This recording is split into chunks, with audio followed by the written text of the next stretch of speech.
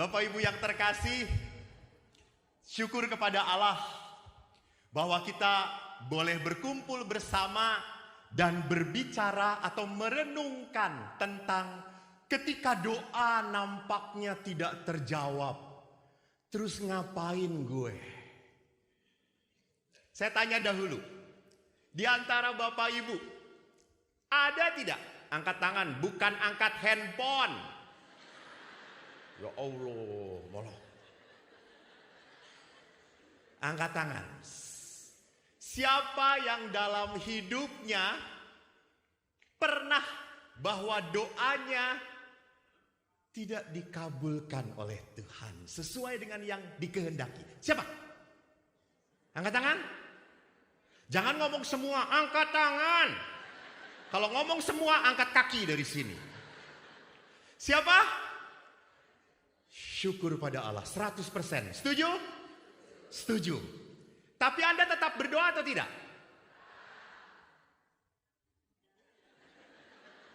Saya ulangi pertanyaannya. Ini sadar atau enggak ya? Siapa di antara Anda yang selama hidup Anda, dalam doa Anda pernah merasakan bahwa doanya tidak dikabulkan oleh Tuhan sesuai dengan yang saya mau? Angkat tangan. 100%. Tapi Anda tetap berdoa. Syukur kepada Allah. Karena apa? Ada juga orang-orang yang ngambek, malas berdoa. Ngapain? Sudah minta capek-capek, bukan hanya berbisik, Romo, berisik saya pada Tuhan. Kalau janda itu menggedor, saya bukan hanya menggedor, saya mendobrak pintu surga. Dan tetap tidak dikabulkan. Bapak Ibu, saya percaya doa karena sejak kecil di keluarga saya dibiasakan doa. Saya bersyukur kepada ayah saya.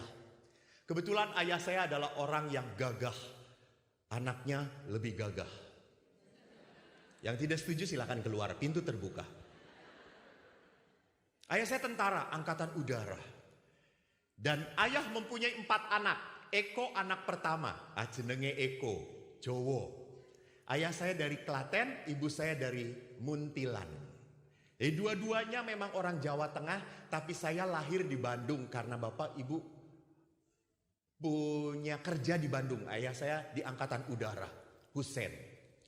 Lalu ayah itu begitu menekankan anak-anak harus berdoa, berdoa. Dan ke gereja pun ayah selalu anak-anaknya sama-sama, bareng semuanya. Dan kalau sudah duduk pasti di depan. Namanya saya kecil toh, kalau duduk gak mungkin tegak mendengarkan. Kaki saya goyang-goyang. Langsung ditengok, menang kowe. Menang kowe. Gak ngerti Romone ngomong apa. Wes rungoki wae. Podo aku ya ora ngerti. Jadi walaupun ayah banyak tidak mengerti khotbah pastor apa, tetapi tetap ke gereja. Itu iman yang setia. Itu iman yang berkenan pada Tuhan. Siapa yang ke gereja sukacita? Dang ada. Semua ke gereja. Neng dibu gereja Itu semua. Tapi coba setelah ke gereja, semua sukacita. Yamca. Yamca.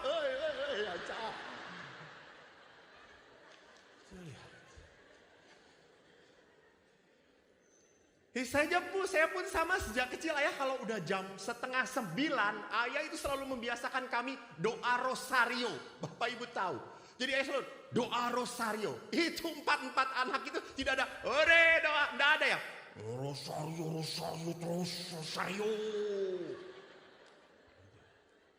Tidak ada yang senang. Lalu kalau udah duduk berdoa, itulah kami. Namanya anak kecil toh, ingin cepet-cepet selesai kalau doa. Jadi kalau udah salam Maria bagian saya selalu Salam Maria penuh rahmat Tuhan sertamu, terpujilah engkau di antara wanita dan terpujilah buah tubuhmu. Lalu adik saya jawab, Santa Maria Bunda Allah, doakanlah kami yang berdosa ini. Lalu gantian, Salam Maria penuh rahmat Tuhan sertamu. Kita jengkel kalau udah bagian ayah. Karena ayah itu sangat mencintai Bunda Maria. Dan ayah berdoa menutup mata saudara-saudara. Mungkin dia membayangkan wanita. Ya pasti nama Maria, jenenge Maria apa ya. Lalu ayah selalu, salam Maria, penuh rahmat. Tuhan, kita tuh anak, cepet. Jadi buah tubuh, kalau udah sampai buah tubuhmu Yesus, kita langsung Santa Maria Bunda Allah doakanlah kamu. Jadi apa yang saya maksudkan, doa memang seperti sesuatu yang berat bagi kita. Gak otomatis, maka harus dibiasakan, harus didisiplinkan. Maka saking disiplinnya, kami pun sama setiap malam kalau keluarga itu selalu makan bersama. Malam, kalau pagi tidak bisa. Karena pagi sekolah, siang pulangnya tidak sama-sama. Tapi kalau udah malam, saya selalu mengatakan makan sama. Dan kami itu keluarga sejahtera. Jadi setiap makan selalu sayurnya bayam. Maka sekarang saya asam urat. Bendino bayam gitu. Dan bapak mengatakan bayam enak le sehat. Kurang pengetahuan tentang kesehatan. Dan di samping bayam ibu selalu ngasih tempe.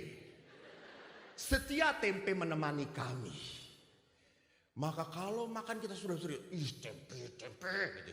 Maka suatu malam kita doa makan, tiba-tiba adik saya yang bungsu, perempuan dia bro.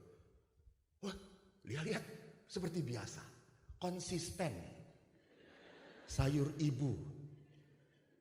Lalu dia berkata kepada ayah, aku yang berdoa. Lalu ayah kaget karena ini anak bungsu. Wah, dek, kamu berdoa? Ya ayah, saya yang berdoa. Hebat kamu dek. Eko, lihat, adikmu aja berani berdoa, kamu sing gede, ragelem doa, piye kowe? Lalu saya diam saja. Saya tahu ini pasti aneh-aneh doa adik saya.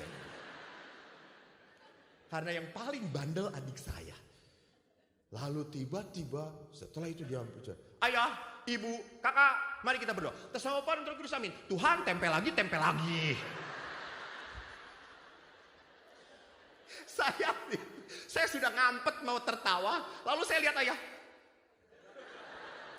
Dan adik langsung merubah doanya. Semoga engkau memberkati ayah sehingga besok makan daging. Amin. Dan saudara-saudara, doa yang diucapkan oleh orang percaya akan berkenan kepada Tuhan. Amin. Besoknya tempe lagi.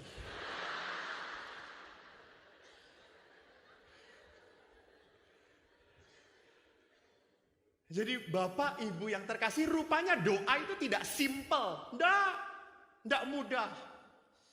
Jangan pikir kalau Anda sudah memberi persembahan kepada Tuhan.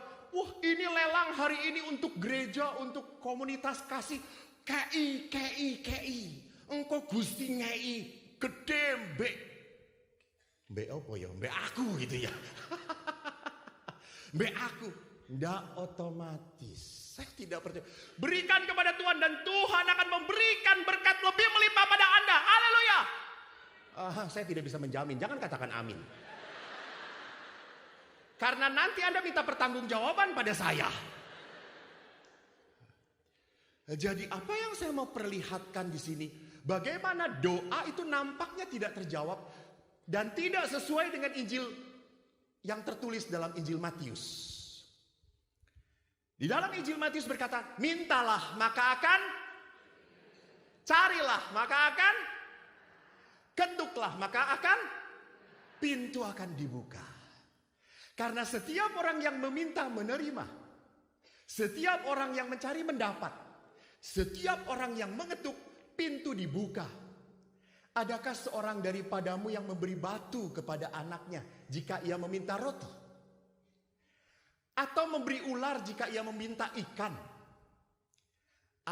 Jadi jika kamu yang jahat tahu memberi pemberian yang baik kepada anak-anakmu, apalagi Bapamu yang di surga, ia akan memberikan yang baik kepada mereka yang meminta kepadanya. Memberi yang baik kepada mereka yang meminta kepadanya. Bapak Ibu perhatikan kata ini. Memberikan yang baik, bukan memberikan yang mereka minta. Perhatikan di sini, memberikan yang baik. Saudara-saudara, saya ingin menjadi pastor sejak kecil memang. Jadi saya ingat waktu TK, itu kan gurunya mengatakan, ayo anak-anak ke depan, ayo menyebutkan di depan teman-teman kamu, nanti kalau kamu besar mau jadi apa, ayo. Lalu satu-satu maju, lalu teman saya mau jadi tentara. Wah, semua tepuk tangan, woi hebat. Lalu teman saya mau jadi dokter, woi hebat. Saya maju. Lalu saya ngomong, saya mau jadi pastor. Semua diam. Sampai akhirnya guru berkata, Eko, ulangi. Yang sadar ya nak. Lalu saya berkata, teman-teman, saya mau jadi pastor. Lalu satu teman saya tiba-tiba teriak, ih homo. Nggak kawin, homo. Setelah saya jadi pastor, teman itu saya cari. Sudah meninggal dia. Kualat. Saya sejak kecil mau jadi pastor, rupanya baru sadar kenapa tumbuh keinginan menjadi pastor. Akhirnya ibu saya yang cerita. Le, kayak kue bayi, bahasa Jawa Anda bisa atau tidak? Saya nggak bisa sebetulnya. Jadi ibu saya itu menimang. Kalau menimang seorang ibu itu kan menyanyikan toh. Tak lelo, lelo, lelo, letung, yang gede kowe dadi romo. Jadi saya. Setiap saat saya digendong oleh ibu, itu berkat yang ibu berikan. Itu berkat yang ibu berikan. Hebat tidak?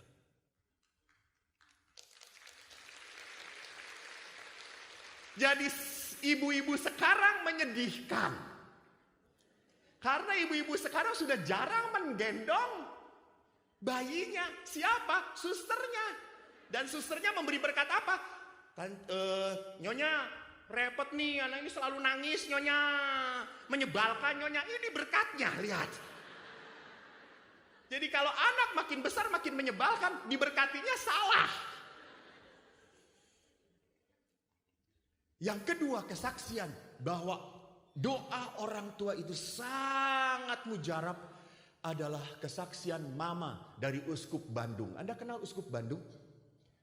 Yang paling ganteng, masih muda, Monsinyur Antonius Subianto Benyamin. Masih muda dia. Coba cari di Google. Dia adalah sekretaris KWI.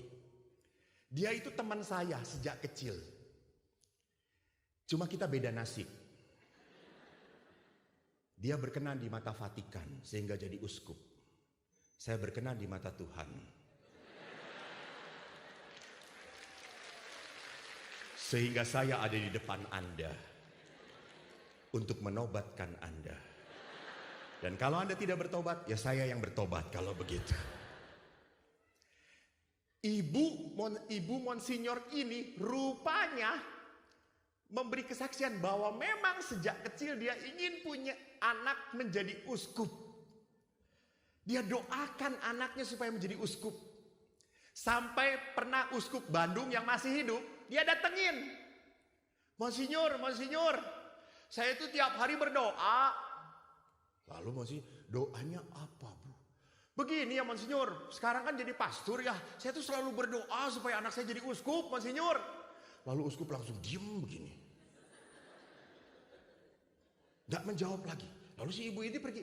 Ya sudah ya Monsinyur ya, doakan ya supaya anak saya jadi uskup ya. Dia datang kepada anaknya yang sudah pastor. Dulu Pastor Anton. Mama ngomong apa sama uskup? Uskup sampai merah kayak gitu, marah. Lihat. Saya mah cuma ngomong supaya nanti anak saya jadi uskup. Kamu tuh jadi uskup. Mama, saya bisa jadi uskup kalau itu uskup mati.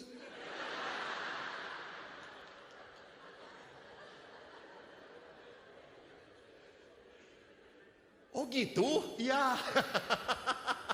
Jadi saking polosnya ibu.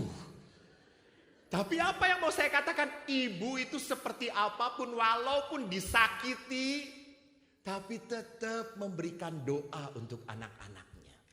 Jadi ini doa yang paling mujarab. Maka dalam kitab Amsal dikatakan, bila engkau ingin sejahtera hidupmu, apa yang harus kamu lakukan? Hormati orang tuamu. Bahkan di dalam 10 perintah Allah pun dikatakan demikian. Hormati orang tuamu. Berapa di sini yang sudah lama tidak pernah mendoakan orang tuanya yang sudah meninggal? Berapa di sini yang tidak menyapa lagi orang tua? Ah, repot, Romo. Selalu campur tangan. Siapa yang paling dimusuhi oleh keluarga-keluarga muda kalau bukan mertua? Maka pernah seorang bapak ibu berkata, Romo tahu tidak, pasangan yang paling bahagia adalah Adam dan Hawa. Kenapa? Karena mereka tidak punya mertua. Comel Romo. Jangan tepuk tangan, dosa itu.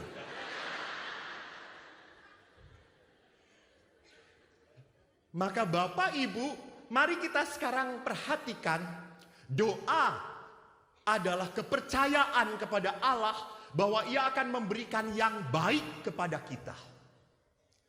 Sekarang kita lihat Katekismus Gereja Katolik nomor 2559 mengatakan apa? Doa adalah mengangkat jiwa kepada Tuhan atau suatu permohonan kepada Tuhan demi hal-hal yang baik.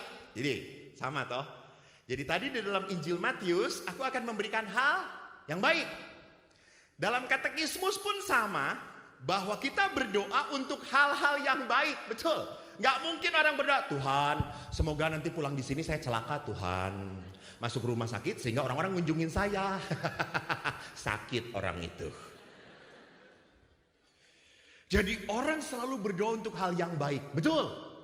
Tapi pertanyaannya, yang baik menurut siapa? Kalau baik menurut manusia itu selalu sukses, sehat, lancar, tidak banyak masalah, tidak ada godaan roh jahat. Betul? Itu sukses manusia. Itu baiknya manusia. Tapi baiknya menurut Tuhan belum tentu seperti itu.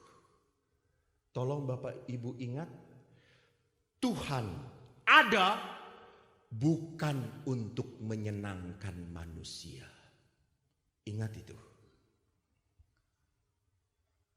Jadi Tuhan itu ada dalam hidup kita bukan untuk menyenangkan saya. Tidak. Terbalik. Allah menciptakan manusia supaya menjadi alat di tangan Tuhan. Jadi bukan Allah menciptakan manusia supaya manusia memperalat Tuhan. Halo? Tidak. Karena Tuhan kalau mendengarkan semua doa, pening. You know pening? Saya ditanya, Romo sekarang tinggal di mana? Saya tinggal di, panitia, ada yang mengingatkan saya timer kiper nggak? Berapa menit lagi? Ini yang di depan penjahat semuanya ini. 2 jam lagi gitu. Tolong ingatkan saya kalau 5 menit sebelum doa Angelus. Jam 12. Ya. Sekarang semuanya lihat jam saja ya, kita tunggu sampai jam 12. Jadi perhatikan, saya itu harus sadar bahwa Tuhan menciptakan manusia untuk Tuhan. Bukan Tuhan untuk saya. Untuk memuaskan saya. Untuk menyenangkan saya. Tidak. Di sini lihat, demi hal yang baik itu menurut Tuhan. Dan kita harus sadar, dari mana kita berbicara kalau kita berdoa. Kalau kita meminta hal yang baik, dari tempat mana kita berdoa? Apakah kita dari kesombongan? Kita lebih tahu hidup kita daripada Tuhan. Tolong. Maka saya suka sedih kalau ada orang tua yang ngatur-ngatur anaknya. Karena kalau sudah kles, larinya kepada siapa? Pastor. Dalam keluarga itu aneh. Keluarga bermasalah lari ke pastor. Keluarga enak gak ngajak-ngajak pastor. Pernah suatu saat istri si ibu marah dengan anaknya. Anaknya pinter. Anaknya itu saking pinternya, dia mau masuk, kebetulan banyak di sini lukisan, seni rupa ITB. Dan ibunya ingin dia masuk kedokteran Unpad. Itu ngotot terus, kamu harus masuk kedokteran. Dokter itu, nak, kamu pinter, nanti kamu laku. Ma, saya ingin jadi seni rupawan, ma, saya suka ngelukis, ma. Halah, arep dadi opo kowe? Nanti kalau besar kamu ngelukis jalan raya kaya ngono. Di Indonesia itu belum jelas. Nggak, pokoknya saya mau ini. Lalu akhirnya datanglah kepada saya bertiga dengan suaminya. Baru datang bapak, ibu dengan anak ini langsung debat. Anaknya perempuan, rame. Dan saya lucu lihat bapaknya. Lalu saya tanya, lah pendapat bapak bagaimana? Itu lucu pendapat bapak. Ya bagaimana Tuhan saja. Terus saya tanya, bapak pernah tanya Tuhan? Belum. Lalu akhirnya saya ngomong begitu, setelah saya capek ngomong, apa yang terjadi? Ibunya ngotot, anaknya ngotot. Akhirnya saya bingung. Terus saya berkata apa? Yuk kita berdoa. Kebetulan di rumah retret saya itu ada ruang doa di bawah tanah. Dan di situ ada Yesus yang tanpa tangan. Dan di bawah tertulis, kamulah tanganku. Lalu ada tabernakel, kita berdoa. Terus saya berkata, Tuhan, saya bingung. Di dalam hati gak ngomong. Ibunya keras kepala, anaknya keras kepala, ibunya lebih keras lagi Tuhan. Silahkan Tuhan, apapun yang kau kehendaki, tunjukkan pada mereka. Lalu saya hanya puji-pujian, hanya bernyanyi. Sampai akhirnya satu titik saya berkata, lembutkan hati mereka Tuhan. Setelah selesai doa kurang lebih 1/4 jam, tidak lama. Setelah itu saya sukacita karena wajah ibunya mulai tersenyum. Wajah anaknya mulai tersenyum. Wah mantap ya. Tuhan memang dahsyat you know. Lalu kita duduk lagi. Bagaimana? Nah, Romo, setelah saya berdoa Romo, si anaknya. Saya nanti kalau lulus SMA tetap mau masuk seni rupa ITB Romo. Senyum saya yang tadinya lebar turun sedikit. Lalu saya pada ibu. Ibu, bagaimana dengan ibu, Bu? Ibu sudah mendengar tadi dari doa anak dan anak langsung ngomong begini. Ibu bagaimana?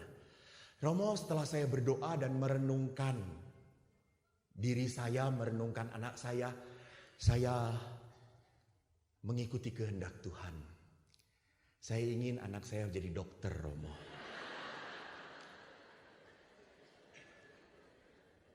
Tapi Romo, saya akan menghargai keinginan anak saya. Kalau itu menjadi hal yang membahagiakan dia, ya biarlah terjadilah. Jadi ibu lihat, keinginan dia tidak berubah. Benar atau tidak? Keinginan dia, tapi hati dia sudah mulai lembut. Itu yang penting. Keinginan saya itu tidak memberikan sesi di sini. Keinginan saya ke Surabaya ini rekreasi.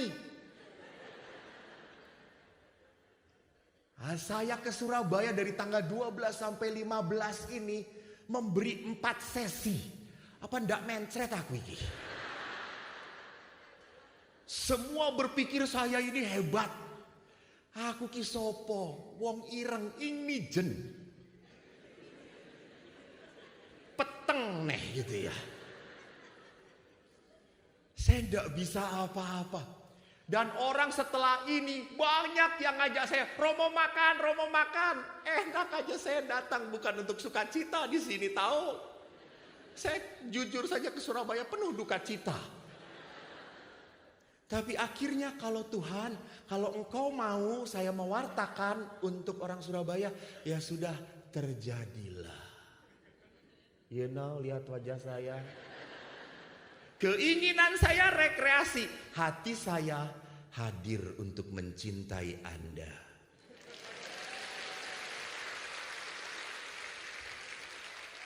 Anda senang, saya tetap stres. Jadi perhatikan di sini bahwa doa itu bukan dari kesombongan, tetapi doa itu harus dari sikap kerendahan hati. Maka dari itu kerendahan hati adalah dasar doa. Kenapa? Karena kita tidak tahu sebenarnya apa sih yang harus kita doakan. Jangan-jangan salah. Jangan-jangan pada saat saya minta ini malah mencelakakan dia. Saya minta itu malah membuat dia menderita. Jadi perhatikan, kita itu hanya taunya sebatas pemikiran kita. Dan pikiran kita tuh pendek. Sedangkan Tuhan Allah memikirkan semesta. Tidak hanya ibu yang dipikirkan, tapi Tuhan juga memikirkan suami ibu. Tuhan pun memikirkan anak-anak ibu. Dan Tuhan pun memikirkan masa depan ibu. Keselamatan ibu. Jadi doa kita seringkalinya untuk diri sendiri. Jadi tadi doa, saya kan sekarang tugas di tebing tinggi. Lalu saya bukan Bukit Tinggi ya, kalau Bukit Tinggi itu Padang. Saya baru bertugas dari tahun lalu dan saya ditipu. Kenapa? Saya datang ke tebing tinggi, tidak ada tebing sama sekali. Semua datar dan panas sekali.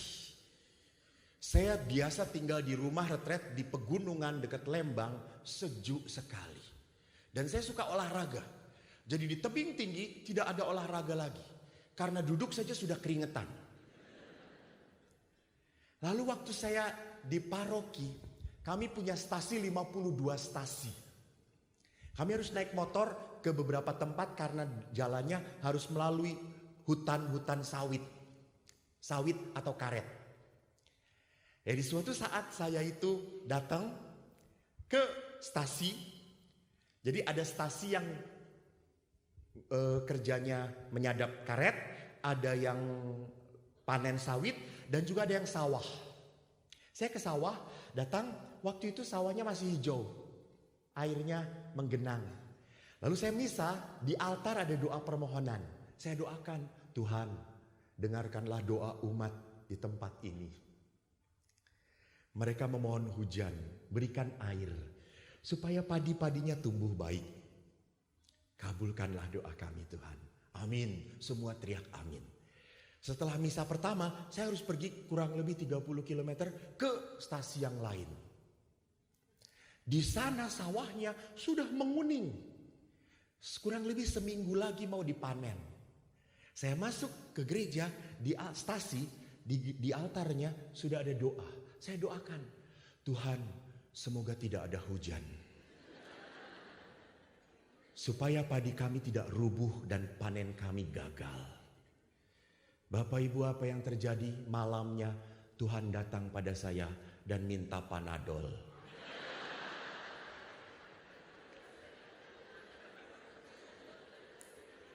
Jadi saya yakin di sini banyak romo saudara-saudara, banyak suster. Kalau romo-romo di sini bisa menghadirkan Tuhan di sini Surabaya, lalu Anda diberi kesempatan untuk memohon kepada Tuhan, saya yakin 100% besok Tuhan gantung diri. Awam 2000 yang datang permohonannya 10.000. Jadi lihat, doa kita selalu mengarah pada siapa? Gue. Untuk saya. Dan mari kita lihat di sini. Di situ kita tidak rendah hati. Aduh, ingin kenapa maju? Saya terlalu melihat ke atas. Doa merupakan ungkapan jiwa kita yang mengakui kebesaran Tuhan dan keterbatasan kita. Jadi doa itu harusnya bukan mengedepankan apa yang saya mau, tapi apa yang Tuhan mau. Kenapa? Karena saya terbatas tadi. Mungkin bagi saya saat itu baik. Tapi untuk perjalanan yang panjang tidak baik. Seorang ibu meminta saya supaya anaknya punya jodoh. Mintanya kepada siapa lagi? Pastor. Lalu saya doakan, oke ibu, kita berdoa. Memang anaknya, anaknya sudah hampir di usia-usia yang rawan. Kalau perempuan udah 27, 30, itu kan sudah di sale di sini. Sale gitu. Diskon nih, diskon. Beli satu dapat dua gitu. Terus saya tanya, yang satu apa mbak? Penderitaan gitu.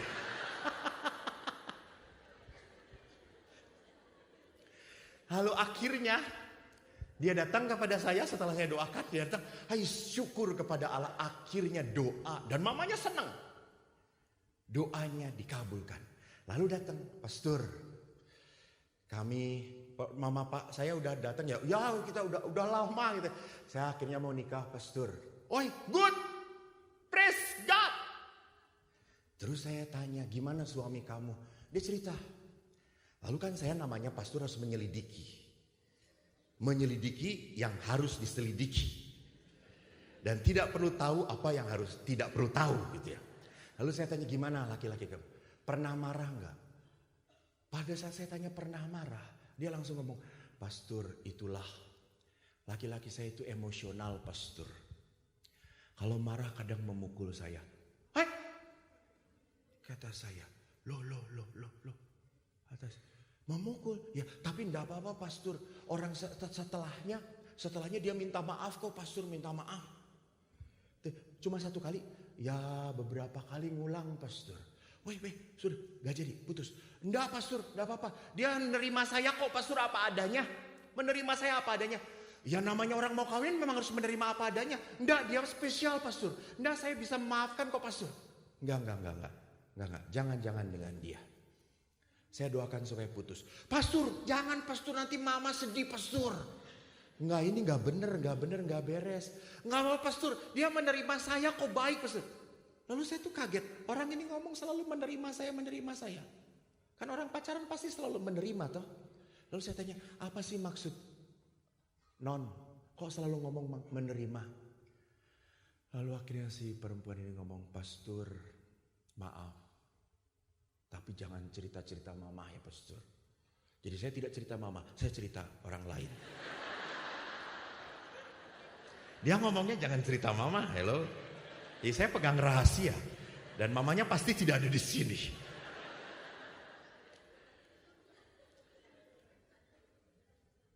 Saya sudah tidak gadis lagi pastor. Saya pernah berhubungan dengan pacar saya pertama. Dan pacar saya setelah kami pacaran pergi meninggalkan saya. Terus dan pacar ini sekarang dia sudah tahu juga pastor. Dan dia mau menerima saya apa adanya. Ya menerima, tapi kamu tidak bisa dipukul. Nggak ada itu. Itu hebatnya perempuan. Dia ngomong apa? Ini yang mengagetkan saya. Nggak apa-apa pastor. Ini sebagai denda dosa saya. Dan tidak. Ini pikiran nggak benar. Maaf, mengapa tidak benar? Tuhan mengampuni Anda tidak butuh waktu. Sekejap saja Tuhan bisa mengampuni. Tapi yang paling sulit adalah apa? Saya mengampuni diri saya sendiri. Betul atau tidak? Tuhan mengampuni, selesai. Tapi saya harus menerima, saya sudah tidak gadis lagi. Itu berat bagi dia. Terus saya mengatakan, putus. Pastor berdoa. bagi kamu. Dan dia akhirnya nangis. Dan dia putus. Mamanya datang.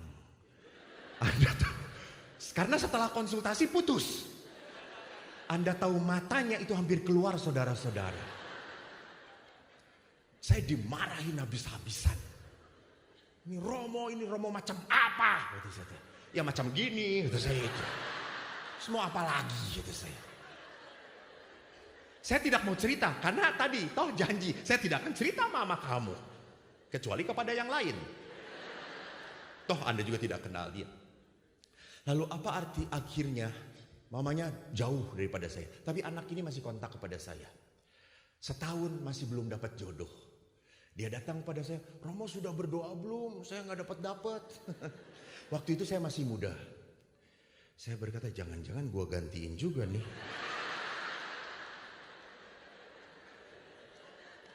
Romo juga manusia.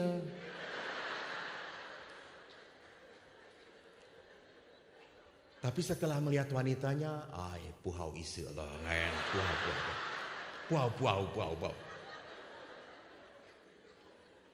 Lalu akhirnya kita berdoa lagi. Jam 12 Pak. Oke. Kurang 5. Oh matur nuwun Pak. Kurang 5. Semua ngomong apa lagi tuh sekarang?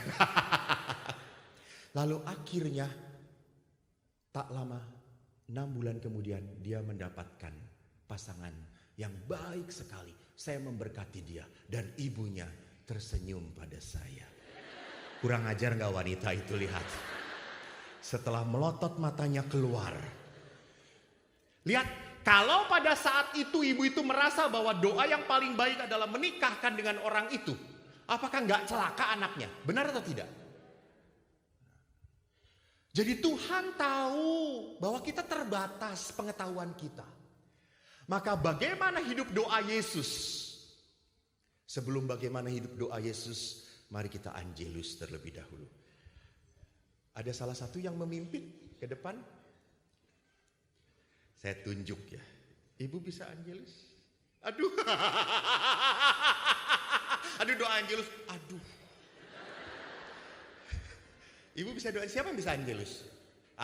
Ya terima kasih. Mari kita berdoa Angelus. Demi nama Bapa dan Putra dan Roh Kudus. Amin. Maria diberi kabar oleh malaikat Tuhan bahwa ia mengandung dari Roh Kudus. Salam Maria, penuh rahmat, Tuhan sertamu. Terpujilah engkau di antara wanita, dan terpujilah buah tubuhmu Yesus. Santa Maria, Bunda Allah, doakanlah kami yang berdosa ini, sekarang dan waktu kami mati. Amin. Aku ini hamba Tuhan, terjadilah padaku menurut perkataanmu. Salam Maria, penuh rahmat, Tuhan sertamu. Terpujilah engkau di antara wanita, dan terpujilah buah tubuhmu Yesus. Santa Maria, Bunda Allah, doakanlah kami yang berdosa ini, sekarang dan waktu kami mati. Amin. Sabda sudah menjadi daging dan tinggal di antara kita. Salam Maria, penuh rahmat, Tuhan sertamu. Terpujilah engkau di antara wanita, dan terpujilah buah tubuhmu Yesus. Santa Maria, Bunda Allah, doakanlah kami yang berdosa ini, sekarang dan waktu kami mati. Amin. Doakanlah kami ya Santa Bunda Allah, supaya kami dapat menikmati janji Kristus. Ya Allah, karena kabar malaikat, kami mengetahui bahwa Yesus Kristus Putramu menjadi manusia.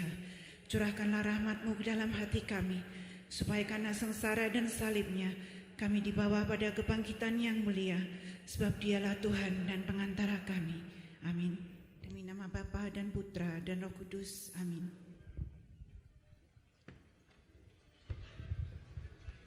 Terima kasih banyak Ibu. Terima kasih banyak Ibu. Tepuk tangan untuk saya suka sekali Angelus itu 3 kali. Jam berapa aja? Jam 6. Jam 6. Jadi di dalam perputaran kesibukan kita harus mengarah kepada Tuhan. Itu doa Angelus. Jadi Anda kalau berkelahi jam 12 bilang rame teng. Doa C.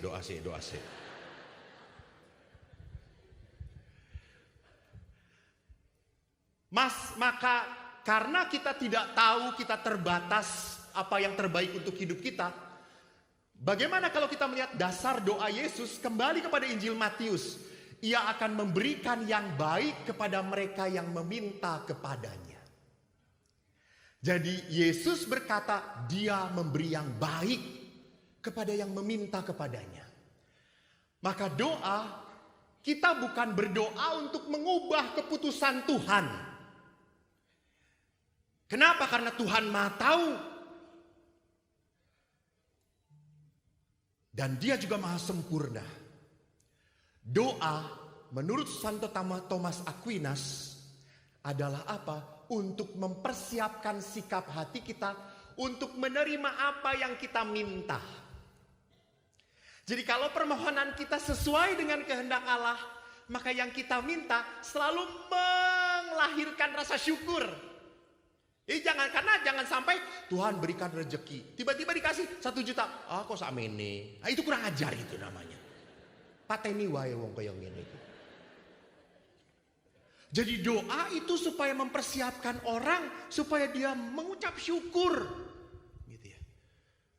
Tuhan, berikanlah kesuksesan untuk acara kami. Loh, acaranya sukses bagus tapi kolektinya site. Nah, itu harus rela. Gitu ya.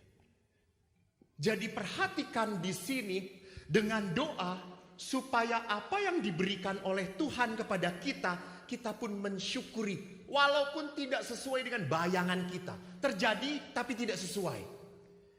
Kan seringkali juga para gadis gitu yang mengatakan, Tuhan, atau laki-laki, Tuhan berikanlah saya pacar yang cantik jelita, pinter, menarik hati, dan diberi oleh Tuhan.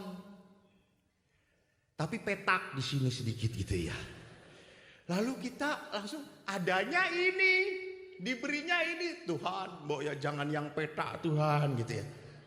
Tapi Tuhan sudah memberi.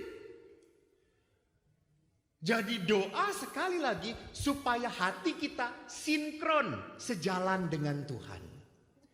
Maka yang kedua pun Santo Thomas Aquinas mengatakan, atau itu mempersiapkan hati, atau doa pun mengubah sikap hati kita supaya kalau tidak sesuai dengan apa yang kita minta, kita bisa menerima. Jadi doa sekali lagi tidak mau merubah Tuhan.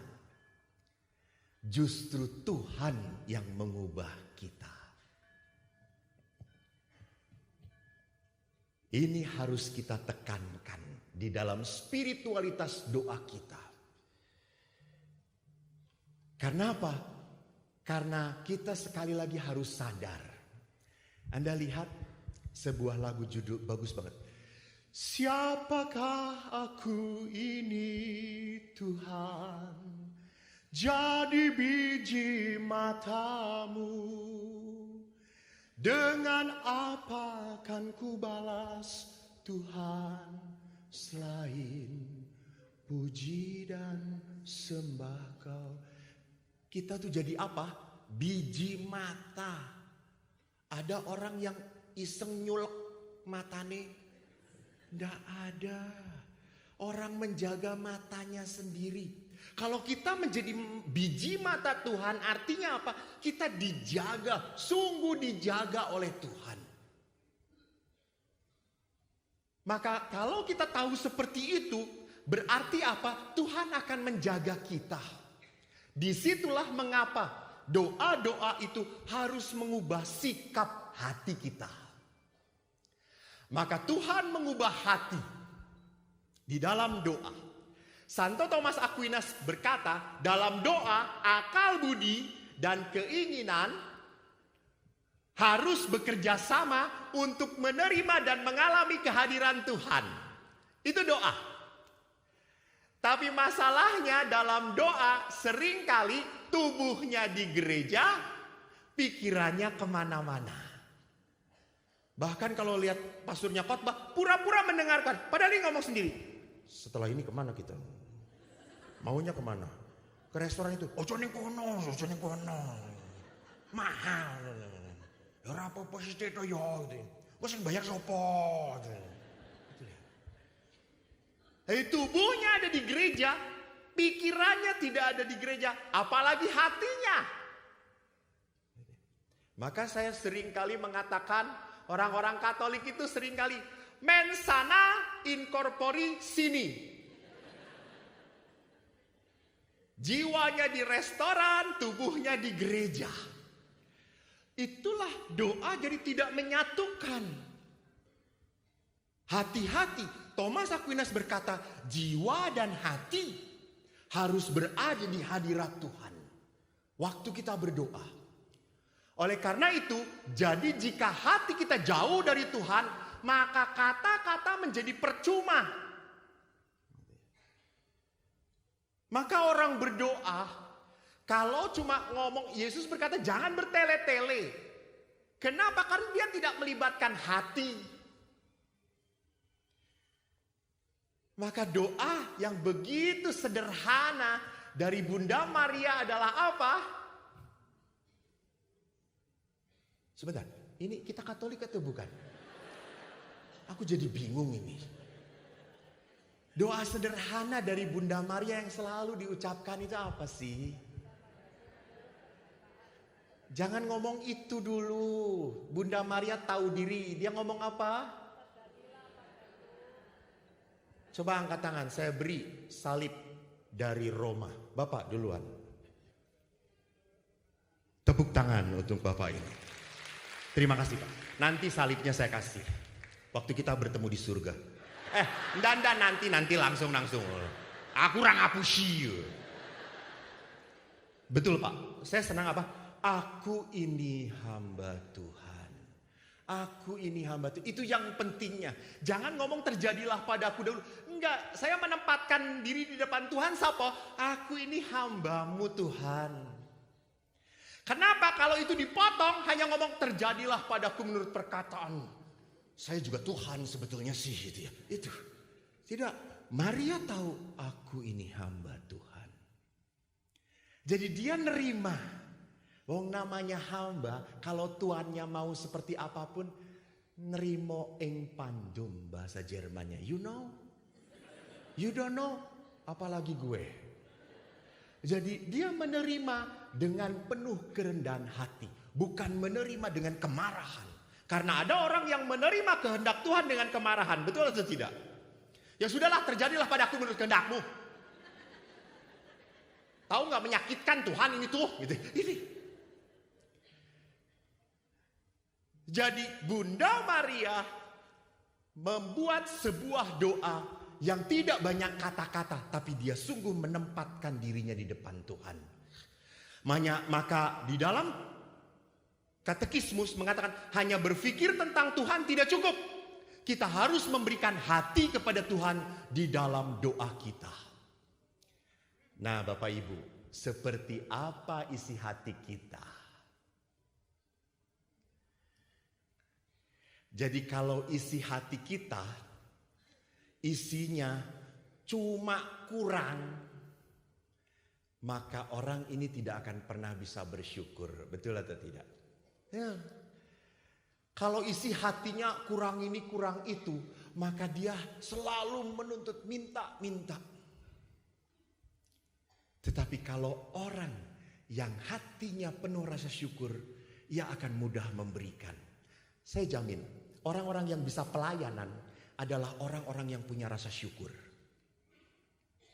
Karena kalau yang gak punya rasa syukur, dia selalu mengatakan, aduh Romo maaf, gak punya waktu Romo, masih sibuk Romo, masih ngurus anak, udah ngurus anak, ngurus suami. Wes, rawana waktu nih, entek. Yo, yang rawana waktu, duitnya wae, apa nek kui Romo. Nah itu. Juga ada orang, saya itu kan sekarang sedang membuat gereja, membangun gereja. Memang kami itu stasi. Kalau kolekte paling tinggi, paling rendah 2.000. Paling tinggi ya 2.000. Jadi itu gereja saya jamin akan terbangun 30 tahun lagi. Maka saya kemana-mana salah satunya adalah untuk membangun gereja tersebut. Karena umatnya adalah petani sawit. Lalu beberapa kali saya ke Surabaya, bukan baru pertama kali. Saya ke Jakarta pernah. Lalu tiba-tiba ada seorang umat yang datang pada saya. Romo, doakan ya Romo. Kalau saya kaya Romo menang, saya kasih Romo duitnya Romo. Dan sampai sekarang orang itu tidak pernah memberi apa-apa. Apa yang saya mau katakan? Orang memberi itu harus keluar dari rasa syukur kepada Tuhan. Dan salah, saya ingat seorang spiritualis yang baik banget. Orang itu bisa bersyukur karena sesuatu yang baik dalam hidup dia. Betul atau tidak? Benar? Kok nggak ngomong semuanya sih? Bapak Ibu lapar? Sama. Kalau kita mendapatkan hal yang baik, kita mudah bersyukur. Benar atau tidak? Kalau udah bersyukur, hati kita bersuka cita. Benar atau tidak? Betul? Maaf, itu biasa saja. Itu biasa saja. Seorang spiritualis yang sangat sederhana, dia mengatakan apa? Orang harus bersyukur dulu, baru akan sukacita hatinya, dan yang hal baik akan muncul dalam hidup dia.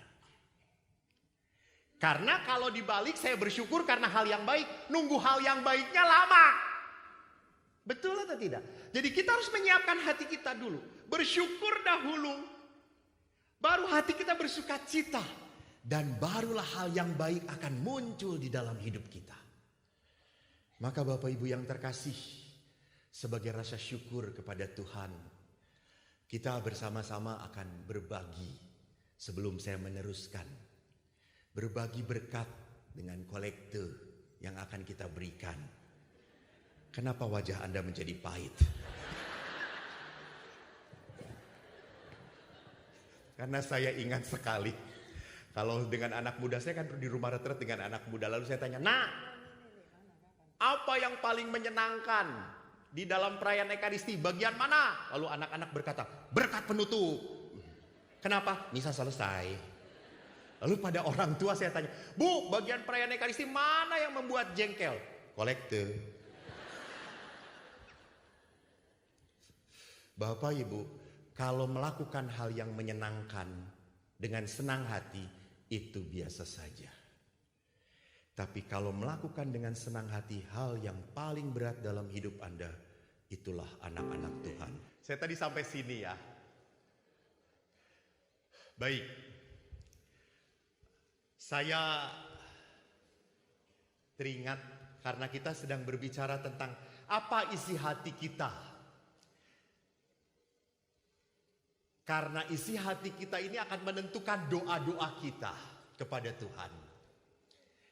Jadi jangan sampai isi hati kita adalah hal-hal yang ada di dalam dunia ini. Maka kenapa? Karena Yesus berkata, di mana hartamu berada, di situ juga hatimu berada. Jadi kalau orang isi hatinya cuma penderitaan, masa lalu, atau hal-hal yang menyenangkan saja, sukses, materi, nikmat, maka ini akan menjadi sentral dalam hidup dia. Ada orang yang katakanlah begitu takut dengan yang namanya menjadi tua. Saya suka tertawa terbahak-bahak. Kalau di Medan, kalau di stasi saya tuh Inang itu ibu, tampil apa adanya. Mereka. Tapi kalau sudah saya ke ke Bandung, Jakarta, apalagi Surabaya, ibu-ibu kalau udah yang namanya ondangan, saudara-saudara, semua ditempelin. Bajunya pun aneh-aneh. Ada yang pakai buntut lah, ada yang pakai sayap lah. Bapak Ibu perhatikan, coba bandingkan. Baju suami dengan istri banyak yang mana? Istri, betul. Suami itu batik, kalau enggak lurus-lurus, selesai itu aja. Kotak-kotak atau batik atau polos. Udah, Istri itu macam-macam, yang belah sini, belah sana, gitu ya. Kenapa? Karena tidak menerima. Kenapa tidak menerima? Karena suami ya. Mungkin saya besok akan berbicara tentang suami istri ya. Tapi kok jadi kebablasan. Kenapa sampai istri seperti itu? Karena suami tidak pernah memuji. Jarang. Jadi kalau istri itu sudah dandan sekuat tenaga. Lalu keluar, suami gimana reaksinya? Oh. Padahal istri itu ingin dipuji seperti apapun. Maka para pastor, kenapa sering dapat kiriman makanan enak dari para ibu? Karena pastor pandai memuji ibu-ibu. Tuh, ibu cantik, oh Romo mau apa Romo makannya? Itu ya. Itu.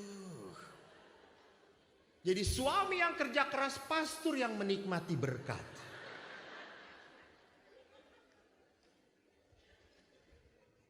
Bapak Ibu, orang pun bisa jadi terkurung dalam masa lalu kepahitan. Saya kemarin juga cerita, saya beberapa tahun yang lalu diminta misa di sebuah keluarga, tapi ada komunitasnya juga. Lalu waktu misa, sebelum misa umat itu salam dengan saya, Romo, selamat datang, Romo, Romo.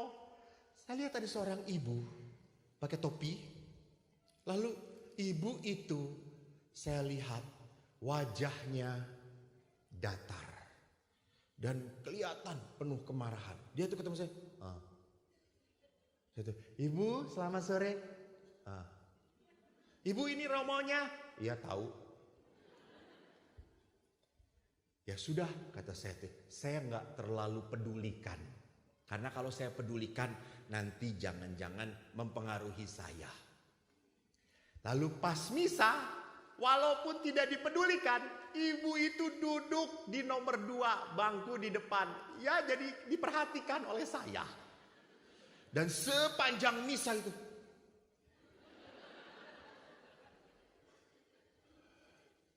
Dan pas khotbah, saya khotbah, orang-orang itu tertawa sukacita. Wah, ibu itu. Saya berpikir dalam hati, mungkin ceritanya kurang heboh. Saya buat lebih heboh lagi. Apa reaksi ibu itu? Indah sekali saudara-saudara. Ya sudahlah kata saya, menyerah.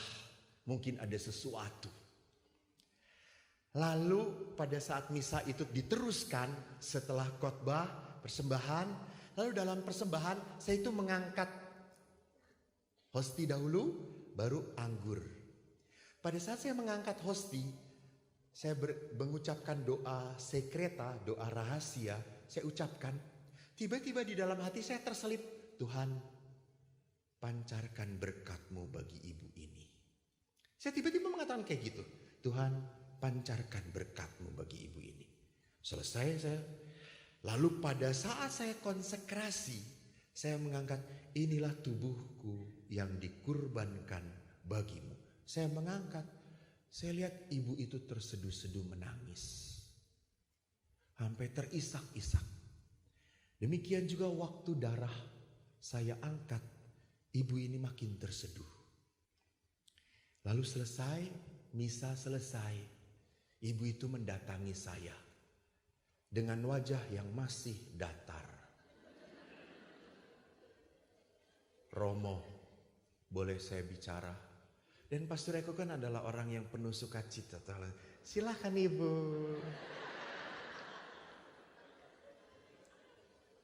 Lalu duduk kami di pojok ngobrol. Ada apa bu?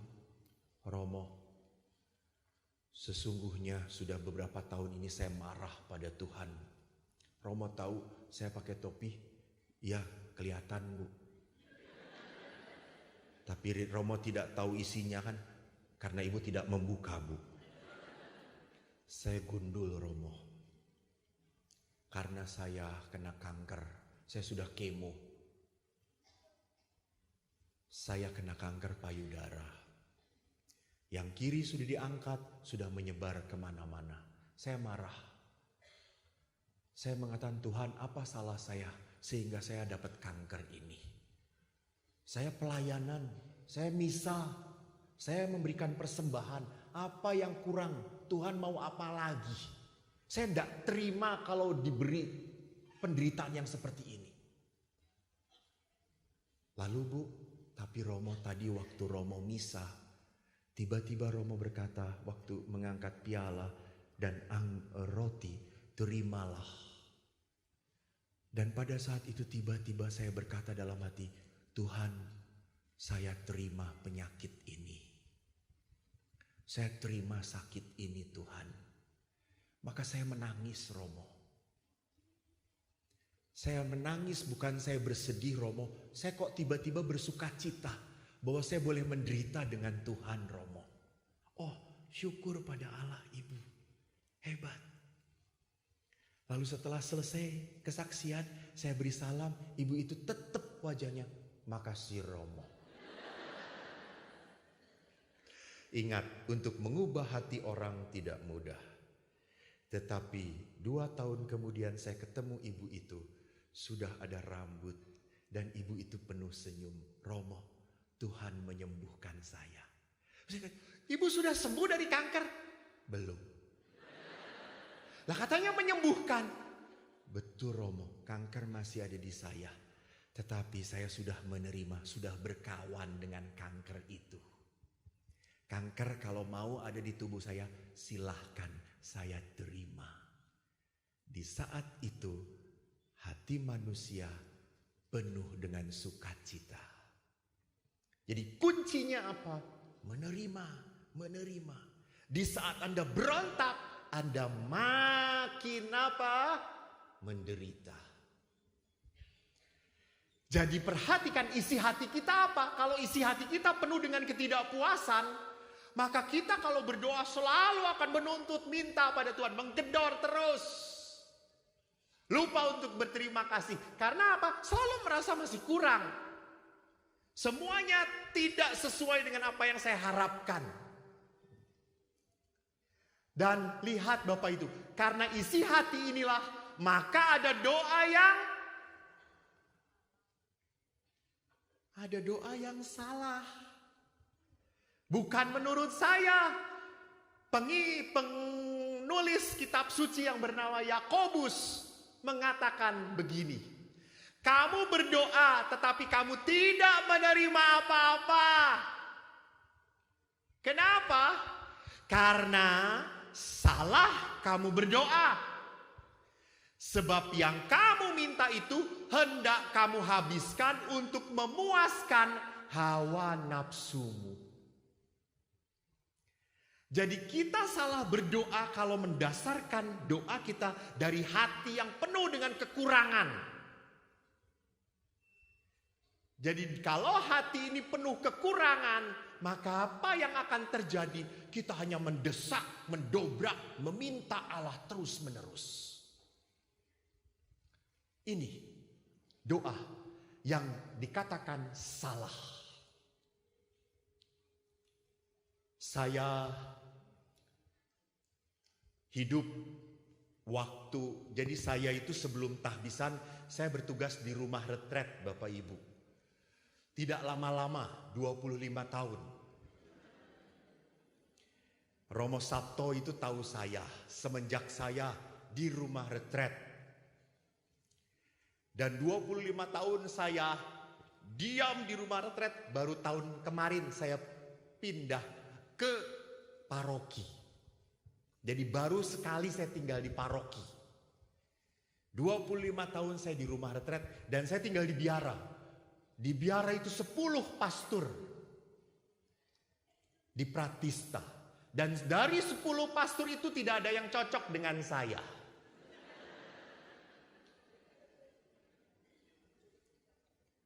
Ingat, kita tinggal di biara beda dengan perkawinan. Kalau perkawinan kan Anda mau, ya atau tidak? Saya mau dengan kamu. Di biara tidak bisa, saya mau dengan ini, dan pimpinan selalu berkata, kamu dengan mana? Ini, ya sudah, kamu tidak dengan ini, dengan sana. Kurang ajar memang pimpinan kita ini. Seperti saya ditanya, setelah selesai saya menenangkan diri di Itali. Saya ditanya tahun lalu itu, kamu mau kemana? Ke Bandung atau ke Medan? Saya mau ke Bandung. Bagus, kalau begitu kamu ke Medan. Lalu saya ngomong, tahu gitu saya ngomong ke Medan. Ya sudah, tetap ke Medan kalau begitu. Bapak Ibu, sewaktu saya di Pratista, saya tugasnya memberi retret. Retretnya full, Senin, Selasa, Rebo. Rebo siang pulang, sore sudah naik lagi anak-anak. Rebo, Kamis, Jumat. Jumat pulang, Jumat sore sudah masuk lagi. Full. Kami tim. Dan ada satu kakak kelas saya, senior saya yang menjengkelkan saya. Dia kalau diberi tugas, kamu tugas ini ya? Wah, enggak bisa. Saya ada tugas. Oh ya sudah. Bagaimana kalau ini? Ini juga enggak bisa. Oh ya sudah. 1-2 hari saya masih bisa senyum. 1-2 minggu saya mulai jengkel. Sampai saya berkata kurang ajar. Dia selalu tidak mau, selalu ada alasan. Saya begitu marahnya akhirnya saya tidak mau ngomong dengan dia lagi.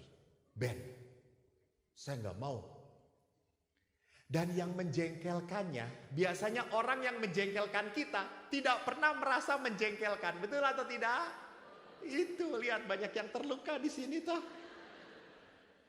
Jadi orang yang menjengkelkan itu selalu merasa tenang-tenang aja.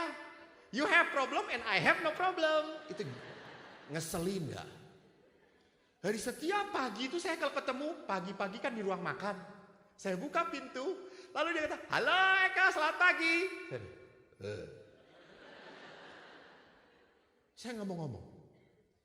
Sampai akhirnya saya begitu jengkelnya, saya ingin tahu dia itu kemana sesungguhnya. Jadi saya nguntit di belakang. Saya pakai kacamata hitam. Padahal sudah hitam, ya aneh saya itu memang. Lalu saya ngikutin dia. Apa yang terjadi Bapak Ibu? Rupanya dia main badminton. Jadi hobinya main badminton. Asem ki kata saya itu.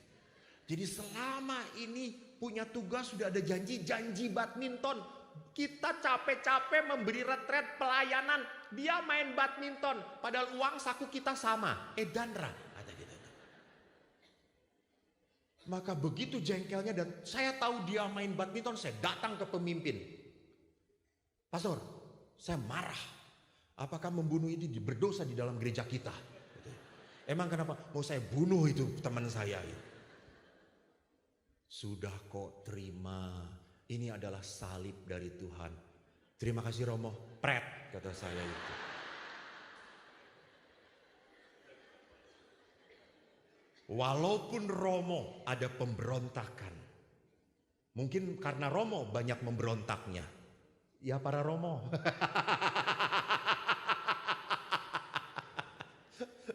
Jadi saking jengkelnya. Saya di ruang makan pun duduk sama-sama. Dia sebelah saya geser ke sini. Saya ngobrol dengan teman-teman saya. Dia tidak mau. Bahkan kalau saking gak sukanya di ruang rekreasi. Ada dia, saya selalu menghindar.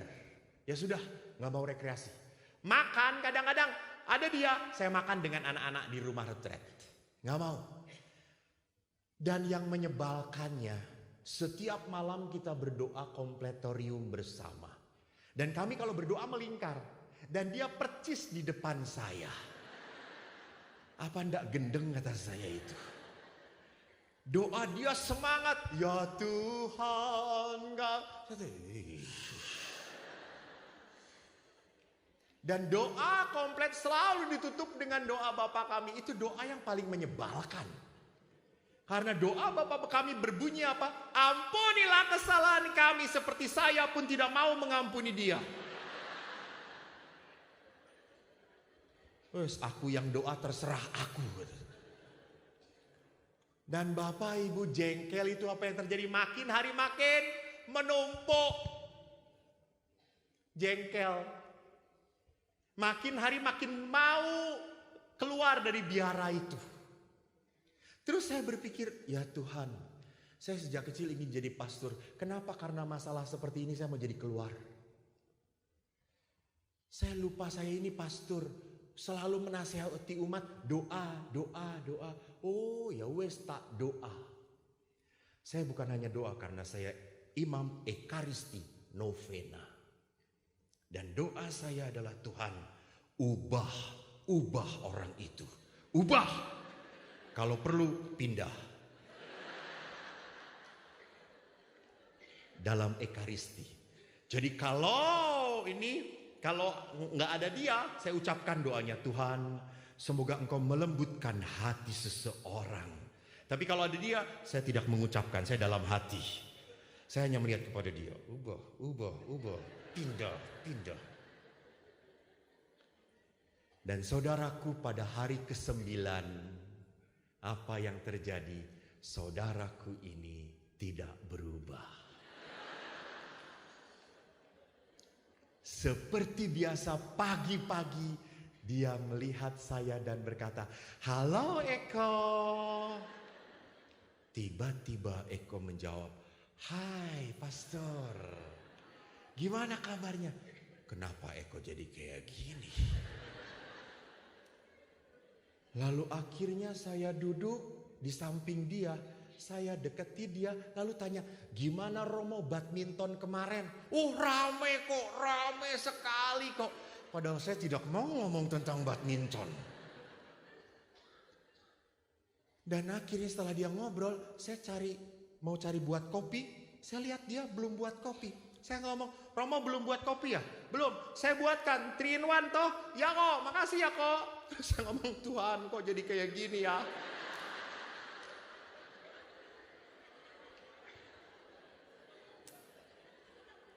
Bapak Ibu, sekarang saya tanya, apakah Tuhan mendengar doa saya?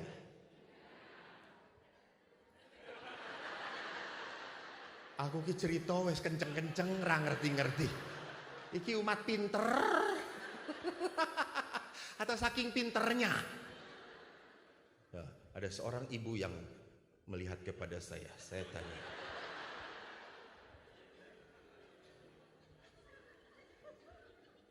apakah Tuhan mendengar doa saya? Ibu dengar cerita saya enggak? Cerita saya adalah supaya apa? Berubah. Siapa yang berubah? Teman saya. Dengar doa saya atau tidak? Berubah. Tetapi apa yang terjadi? Saya yang berubah. Jadi Bapak Ibu jangan pernah mengatur Tuhan.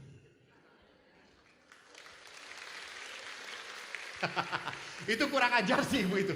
Jangan pernah mengatur Tuhan. Dan Ibu itu berkata, "Saya tidak pernah berdoa." Itu lebih kacau lagi saudara-saudara.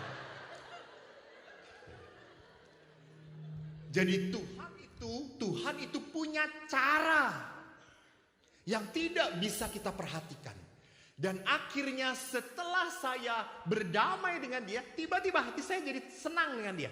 Saya dekat, ngobrol, baik, sapa dia. Dan Bapak Ibu apa yang terjadi? Dia tiba-tiba ngomong pada saya, "Kok, kapan saya tugas?" "Apa?" "Beri retret." "Siap kok." Dan kata saya itu. "Bener nih, nggak badminton?" Dan. Nanti saya kurangi badmintonnya. Saya ingin menolong. Retret. Saya tiap retret. "Oh ya, Roma di sini. Jadi akhirnya kita dekat. Dan setelah dekat, dia pindah.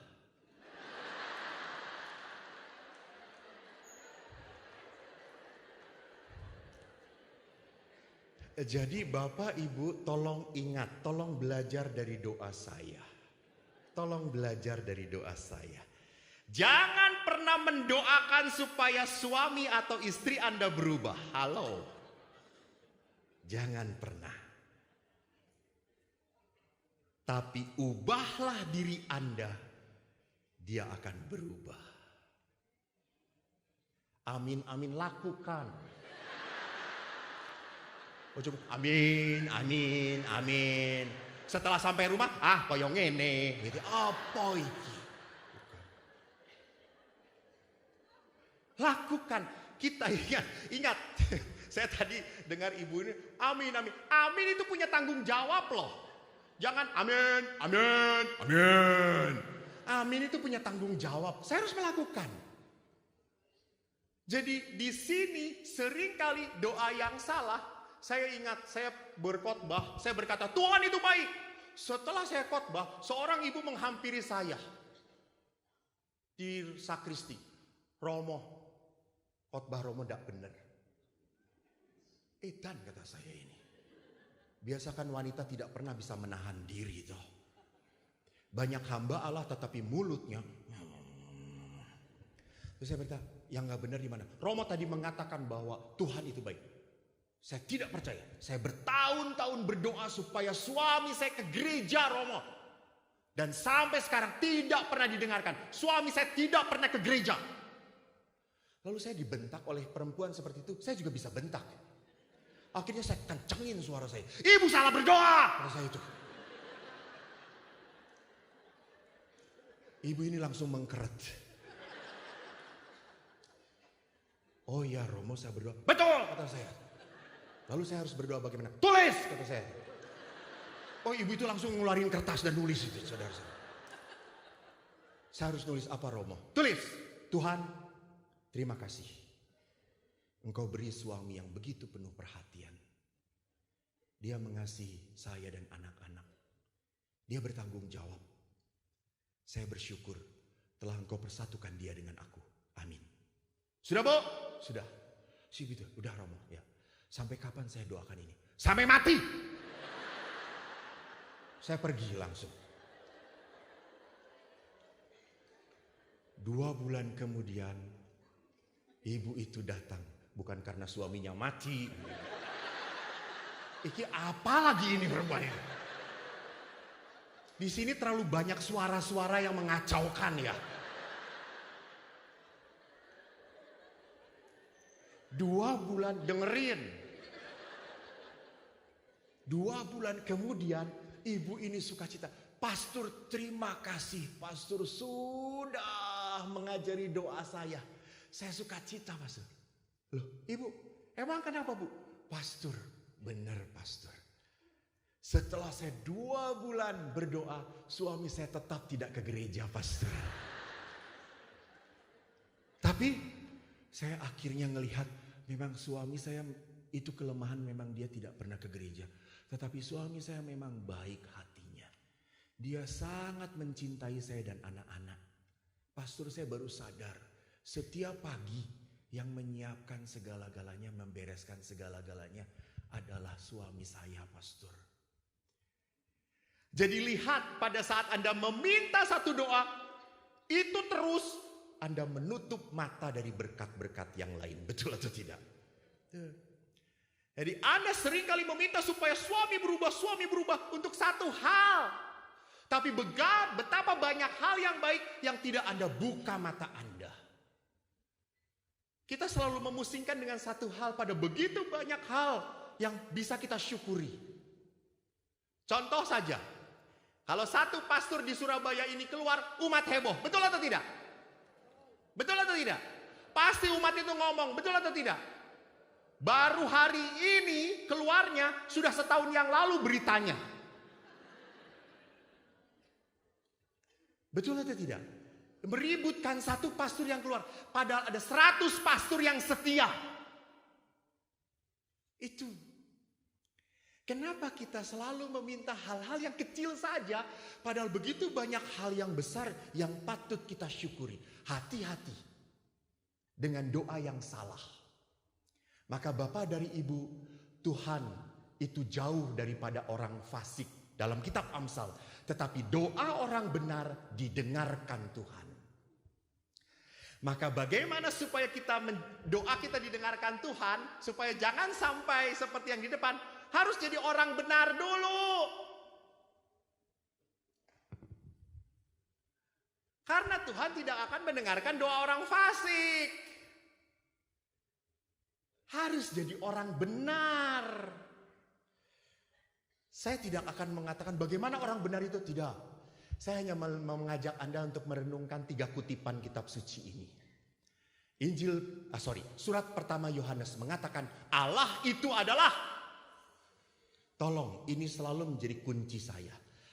Allah adalah kasih. Allah tidak pernah bisa tidak mengasihi kita. Betul? Tuh. Contoh misalnya, maaf, ndak menyindir. Misal namanya juga misal. Jadi jangan tersinggung. Paling-paling tersinggung juga nggak apa-apa. Silahkan tersinggung. Paling-paling saya nggak diundang lagi. Syukur kepada Allah. Misal tadi kolekte ini hanya ngasih 10.000. Ini 100.000. Pulang saya memberi berkat. Apakah pulang ke rumah yang 100.000 ini akan lebih diberkati daripada yang 10.000? Ya, yang 10.000 langsung jawab.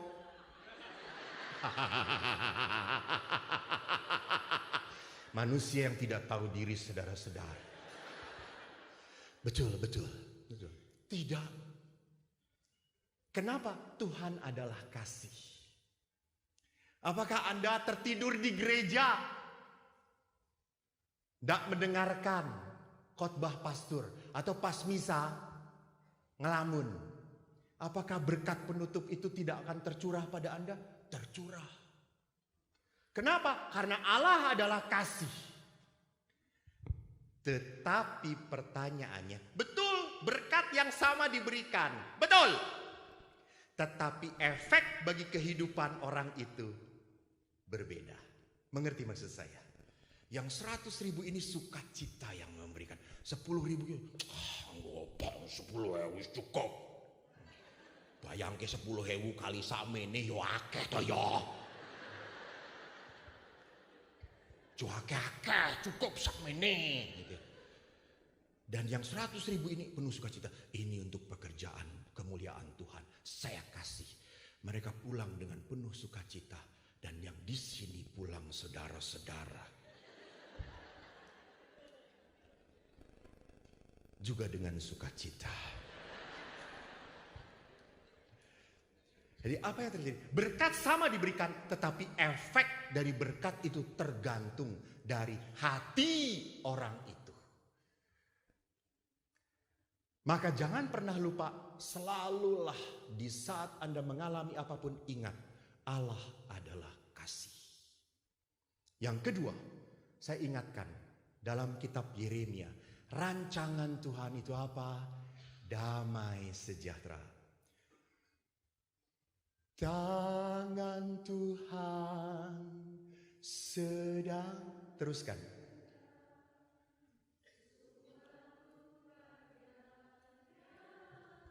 Agung mulia saatnya ganti.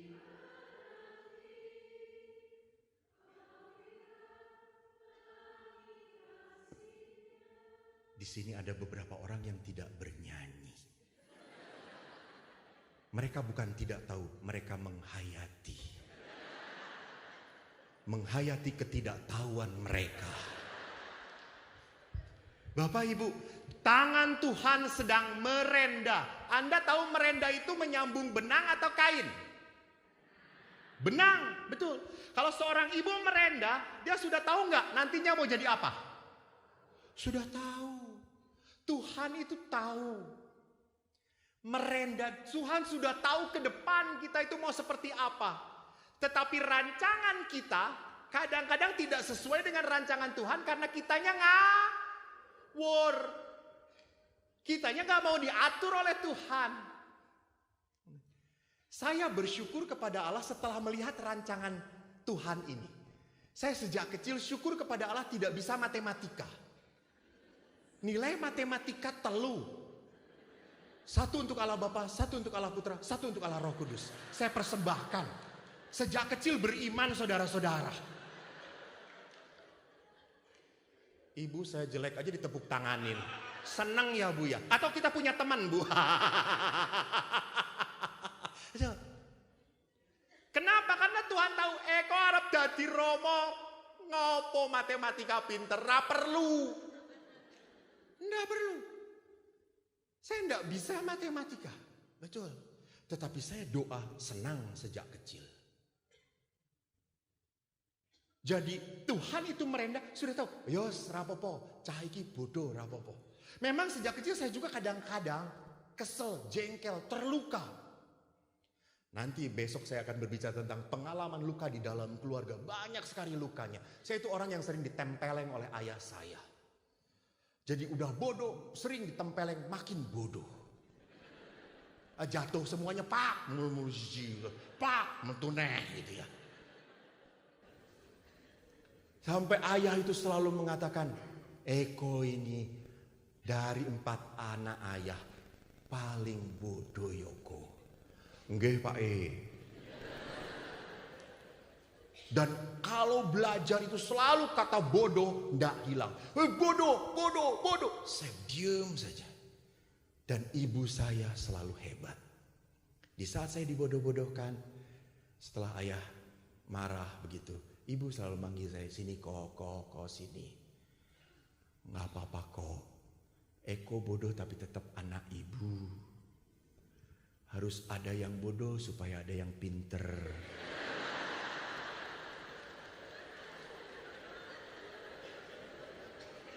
Benar tidak? Benar. Lalu saya berkata, kalau begitu Eko bodoh enggak apa-apa ya Bu. Ya rapopo, tapi jangan selama-lamanya kok. Maka saya sudah 8 tahun ditinggalkan oleh ibu saya meninggal. Saya waktu meninggalnya pun begitu menangis dengan ibu saya.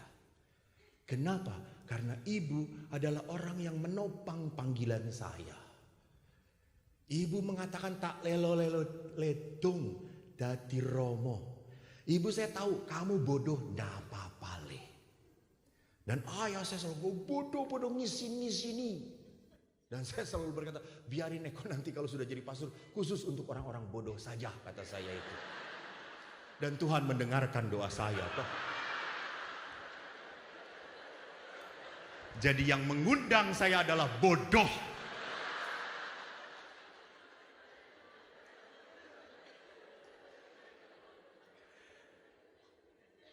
Yang terakhir, yang saya ingin renungkan. Allah turut bekerja dalam segala sesuatu untuk mendatangkan kebaikan bagi mereka yang mengasihi Dia.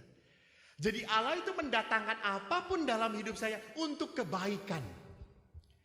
Saya tahun 2000 saya diminta, karena saya sering memberi retret keluarga, saya akhirnya diminta sekolah ke Filipina untuk konseling keluarga. Saya bahagia sekali saudara-saudara di Filipina. Karena teman saya satu kelas cantik-cantik. Dan orang Filipina kalau ketemu romonya saudara-saudara, maaf, beda dengan orang sini. Mereka akan memeluk romo. Dan kalau di sini kan memeluk romo kan cuma nempel dikit. Di sana padat, erat, dan bergizi. Saya orang Jawa. Awalnya risih, lama-lama ketagihan.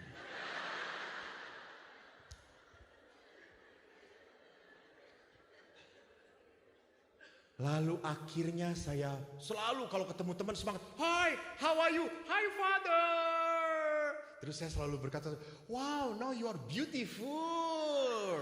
Rather than yesterday. Oh yes father, yes. Oh father, naman. Gitu, pakai bahasa Inggrisnya Filipin gitu, sedikit Tagalog. Lalu saya pikir, lama-lama saya kalau begini bisa hancur panggilan saya. Karena ketagihan itu toh. Lalu akhirnya saya mengatakan, sudah tidak. Saya kalau ketemu cukup salam. Lalu teman-teman, hi father. No. Just shake my hand. Why father? We are hugging in Christ father. In Christ kata saya tuh. Lu selesai memeluk tenang, saya pening. Kamu ada penyaluran, saya peratapan, kata saya itu.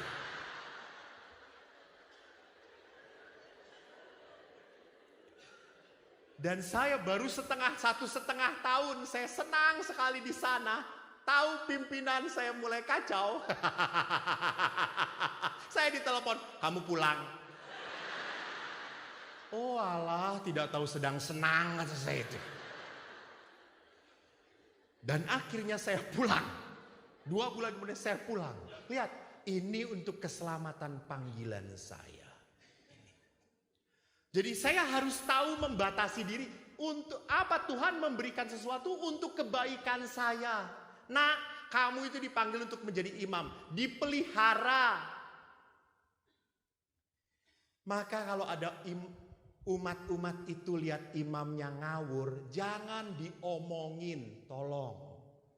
Tapi didoakan. Jadi kalau ketemu dengan imam yang ngawur, jangan Romo itu, jangan. Romo kita berdoa Romo. Salam Maria 3 kali Romo. Kenapa Bu? Supaya Romo bertobat.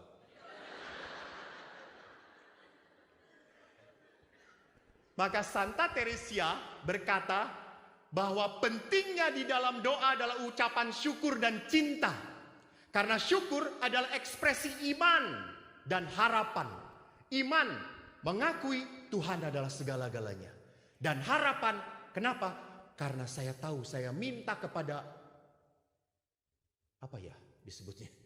Kepada sosok yang tidak salah.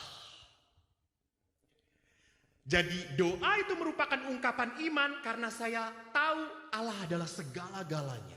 Dan saya berharap karena Dia tahu yang terbaik untuk hidup saya. Jadi doa itu harus berlandaskan pada iman, harapan, dan kasih. Kata terakhir yang menarik bagi saya senang sekali membuat penutupan ini. Penutupannya kita kembalikan kepada Injil tadi. Mintalah, carilah, ketuklah. Rupanya Santo Thomas Aquinas berkata, kita harus meminta dengan iman. Jadi bukan meminta dengan keserakahan. Minta dengan iman. Saya tahu kalau yang meminta ini menjadi baik untuk hidup bukan hanya saya, tetapi keluarga saya dan orang-orang di sekitar saya. Itu meminta dengan iman. Dan kalau mencari harus dengan apa? Harapan. Carilah dengan harapan. Jadi kalau mencari dengan harapan Anda bukan mencari sesuatu yang sia-sia. Dan kalau mengetuk harus dengan apa? Kasih. Mintalah dengan Tuhan karena Anda mengasihi Tuhan. Bukan Anda mengetuk pintu Tuhan. Karena apa? Karena Anda begitu ingin ini terjadi dan Anda saking nafsunya. Akhirnya apa? Merusak relasi Anda dengan Tuhan. Kasih itu tidak merusak. Maka saudaraku, saya ingat doa terakhir saya waktu dengan orang tua saya. Mau berpisah. Jadi ibu saya ini setelah, ibu saya perawat di rumah sakit. Setelah pensiun ibu kena stroke. Lalu ibu tidak bisa apa-apa, hanya terbaring. Kemudian saya teringat waktu saat-saat terakhir ibu kena serangan yang keempat. Ibu udah kena serangan 3 kali. Dan waktu ke serangan keempat, dokter berkata, Ibu Romo kalau kena serangan ini dan tidak bisa istirahat, beliau akan koma. Selama ini kita masih bisa ngomong. Dan ibu hanya melihat, meneteskan air mata di ICU. Lalu saya dekatin, karena dokter mengatakan, Romo tolong deketin ibu supaya bisa tidur. Lalu saya deketin tangan ibu, saya pegang. Lalu saya berkata, Bu, ibu tidur ya. Saya doa rosario untuk ibu. Karena ibu senang sekali doa rosario. Lalu waktu selesai doa rosario, itu kurang lebih saya mendoakan jam 12 malam. Jam 1 kurang seperempat, saya buka mata, ibu menangis. Terus saya berkata, Bu, tidur, bukan menangis, kata saya itu. Kok yang berdoa, ibu tidur. Lalu setelah itu akhirnya saya menunggu, saya capek, saya doa Yesus. Yesus, Yesus. Saya ingat kurang lebih jam 2. Saya buka mata, ibu masih melek. Oh alah kol raturu-turu, kata saya itu dalam hati. Lalu saya bilang, Bu, ibu tidur, ayo supaya ibu sehat, tidur Bu. Lalu akhirnya saya pada saat menggoyang tangan ibu, saya memegang jari ibu saya, tangan ibu saya sudah mulai keriput. Saya langsung, Tuhan, ini tangan dulu yang memandikan aku Tuhan. Tuhan, ini tangan dulu yang memberi obat kalau Eko sakit Tuhan. Tuhan, ini tangan dulu yang ngajarin aku belajar Tuhan. Aku bahagia Tuhan punya ibu sebaik ibuku ini. Tuhan, kalau di surga biarkan tetap dia menjadi ibuku. Dan tiba-tiba ibu merem dan beberapa genangan air mata keluar. Dan rupanya itu doa saya terakhir. Karena beberapa hari kemudian ibu meninggal. Saya bahagia bahwa ibu mendidik saya dengan doa. Dan saya boleh menghantar ibu saya di dalam doa. Bapak Ibu yang terkasih, di dalam semangat doa, di dalam semangat syukur dan sukacita, kita akan selalu membawa berkat bagi sesama kita. Maka Bapak Ibu, saya berterima kasih kalau saya boleh berbagi untuk Bapak Ibu. Saya minta maaf kalau kata-kata saya tidak berkenan di hati Anda. Jangan datang lagi saja. Lalu nanti yang dapat hadiah satu orang datangi saya. Akan saya doakan. Saya kasih hadiah itu. Bapak Ibu, saya akan kembalikan mic ini dan seluruh acara ini kepada Ibu siapa? Ervina. Tuhan memberkati.